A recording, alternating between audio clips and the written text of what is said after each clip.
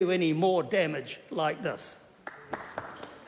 I call Joanne Hayes. Thank you, Mr Speaker, and I stand to take a short call on the Point England development enabling bill, the third reading, Mr Speaker. And I've sat here over the last few speeches in the House, and honestly, I've never heard from that previous speaker so much verbal diarrhoea in my life from him.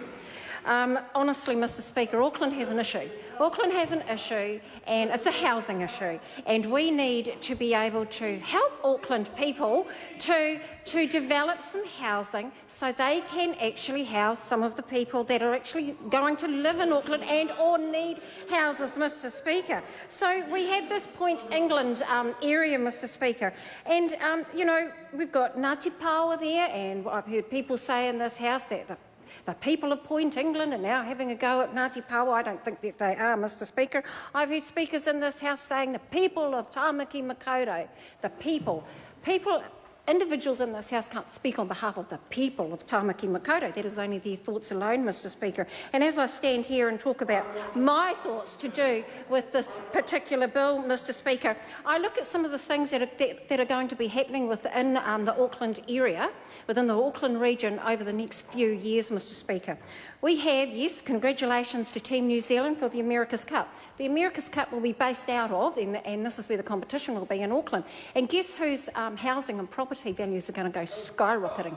And when we start to look at the 300 poultry houses that are going to be built on the land of Ngāti Paoa, guess what? Those values are going to go boom. They're going to go boom, and the people within those houses should be feeling pretty happy with themselves and the values of those houses, let alone the value and the wealth that Ngāti Paoa will be making from their decision to be able to build these houses, these social houses, social affordable houses, Mr Speaker.